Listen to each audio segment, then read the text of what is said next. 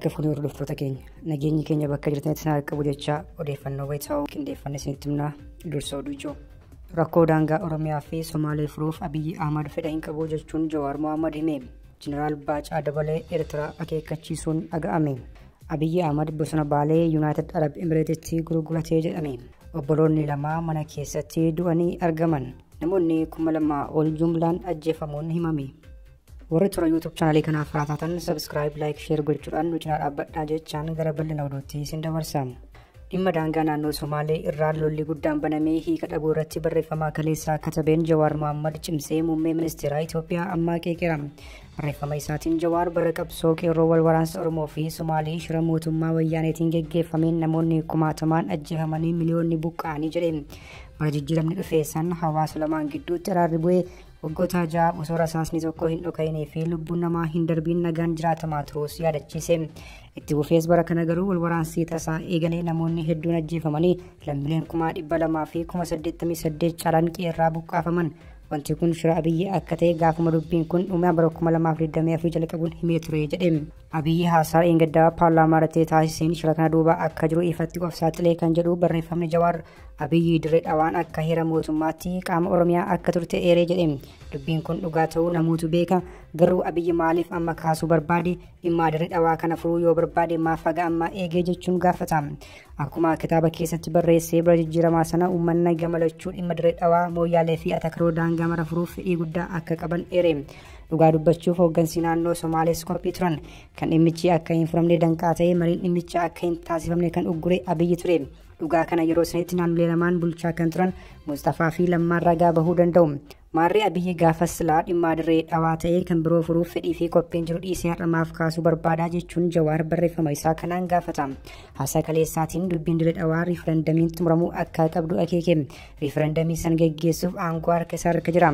Waggoota 7 darbe maaltu isa ugguree kanumaan wal qabatee marii araaraa WBO fi mootummaa gidduutti Taanzaaniyaatti geggeeffame irratti gama WBO'n dhimmi Finfinnee fi dirree dhawaa ka'ee ture kan jedhe Jawaar bakka bu'oonni Abiyyi dhimmi kun ajandaa keessaa baafamuu akka qabu cichanii mormaa turanii jedhe.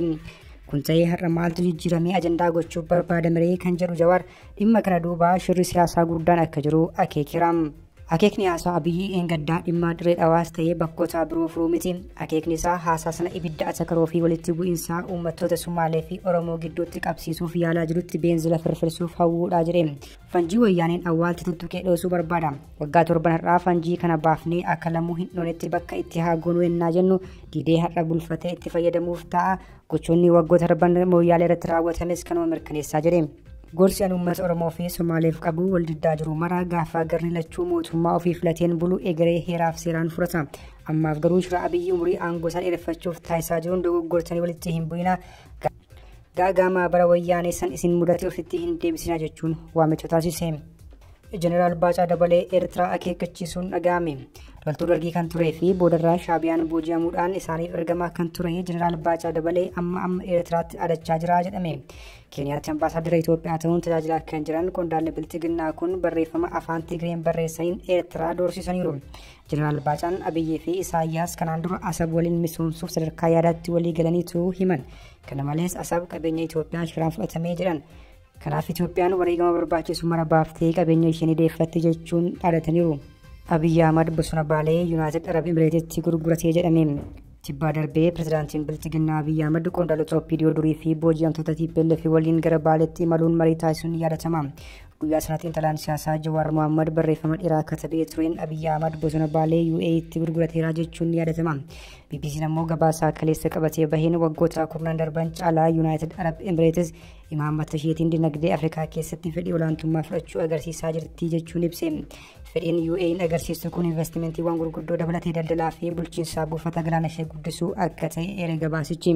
Biyyi galoo galaanaa kun dabalataan Afrikaa keessaa bittaa lafaa gurguddaa akka tarsiimuutti hordofaa kan jirtu yoo ta'u, lafa qonnaa gurguddoo bakkeewwan bineensonni bosonaa keessatti argaman gurguddoo akkasumas qarqaraawwan galaanaa harka galfatteetti jedhame. Kanaan osoo hin dhaabbatiin bosona hedduu oomisha kaarbooniitiif ta'u hektaara miliyoonaan lakkaa'amu dhuunfatteetti. Haa ta'u malee lafa bal'aa kan ta'ee fi hawaasa naannoorraa miidhaa geessa jechuun sochii biyyattii kanaa warri qeeqanii fi gareen eegumsa naannoo biratti tooftaa ittiin lafa saaman akka ta'etti ilaalamaa jira jedhame. Waggoota 10 darban keessatti mootummaan galoo galaanaa kun biyyoota Afrikaa waliin daldala qabdu keessumaa damee nyaataa irratti saffisaan babal'isaa jirti jechuun ibsaa gabaasni BBC kun.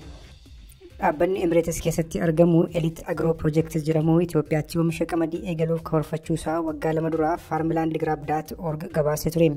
Dhaabbatichi firiin qamadii guddachaa dhufuun Itoophiyaatti qamadii oomishuuf akka danda'amu ilaalaa akka jiru qamadii kana gara Emiratesitti erguuf gabaa Itoophiyaaf akka dhiyaatu ibseera. Bara 2018 irraa eegalee Itoophiyaa fi UAE'n walta'iinsa daldalaa investimentii fi nageenyaa yeroo biyyoota lamaanii cimsaniiru. Itoophiyaan gaanfa Afrikaa keessatti Emiratesiif michuu ijoo yoo taatu hariiroon isaanii roga hedduu fi tarsiimaa kan ta'edha. Keessattuu erga ministeerri muummee Abiyyi Ahmad gara aangootti dhufanii as biyyoonni kunneen daawwannaa sadarkaa olaanaa daldalaa fi investimentiin walitti dhufeenya dippiloomaasii, siyaasaa, dinagdee fi nageenya isaanii cimsanii jiru. BBC'n ifatti waa'ee bosona Baalee makaa dha'uu baatus sochiin lafa bosonaa fi qabeenya uumamaan badhaadhee dhuunfachuuf UAE'n Itoophiyaatti taasiftu cimaa ta'uu garuu saaxileera. Obboloonni lama mana keessatti du'anii argaman. Afrikaa kibbaa magaalaa Pretoria keessa kan jiraachaa turan obboloonni lamaan dhalattoota Itoophiyaa ta'an du'anii argamuun rifaatuu guddaa uume. Diibooraa Mangistee fi Oppaaraa Mangistee kan jedhaman mana jireenyaa isaanii keessatti du'anii argamuu bakka bu'aan koominitii Itoophiyaatti argamu obbo Alamaayyoo Tajimaa ibseera. Obbo Alamaayoon akka jedhanitti waa'ee tasa du'anii argamuu ijoollee kana ilaalchisee poolisiin Afrikaa kibbaa qorannoo eegalu ibse. Itti dabaluun odeeffannoon ijoolleen kun yuunivarsiitii keessatti du'anii argamanii jedhuun qoodamaa jiru soba ta'uu eere. Gaggeessaan reeffa isaanis jimaata dhufuu bakka namoonni baay'ee argamanitti gara Itoophiyaatti akka taasifamuu himaniiru. Namoonni 2,000 ol jumlaan ajjeefaman. Sudaan Elfaashir keessatti gareen Rapid Support Forces namoota nagaa 2,000 ol guyyoota darban keessa ajjeesuu The Guardian gabaase. Erga gareen finciltoota Rapid Support Force magaalaa Darfur dhihaa to'atanii as ajjechaa fi gara jabummaa sanyiirratti xiyyeeffate Elfaashir keessatti gaggeeffamaa jiraachuutu gabaafamaa jira. Rapid Support Force namoota nagaa ta'an baay'ee irratti dhukaasa banuun lubbuu namoota hedduu baasuu viidiyoo aktivistoonni gadhiisan saaxileera. Viidiyichi garuu hin mirkanoofne. Lola Sudaan keessatti ajjechaan sanyiirratti xiyyeeffate ta'aa jiru hammaachaa deemuu gamtaan mootummootaa kanaan dura beeksisee ture. Waldhabdeen Sudaan keessatti eebila bara 2023 eegalee lola humnoota mootummaa Sudaan lameen waraana Sudaanii fi Rapid Support Force gidduutti jalqabee ajjechaa sabarratti xiyyeeffachuun gaggeeffamaa ture ittoo kan babal'isu himuun uummanni naannoo sana jiraatu gallakkisuun buqqa'insa uummataa dabaluun rakkoo gargaarsa namummaa addunyaa irratti isa hamaa uumuus gabaasni gamtaa mootummootaa ibseera. Hordoftoota keenya oduu sa'aatii kanaaf qabannee dhiyaannee kana gammachuu hordoftan ture oduu biraan hanga walitti deebinutti nagaatti.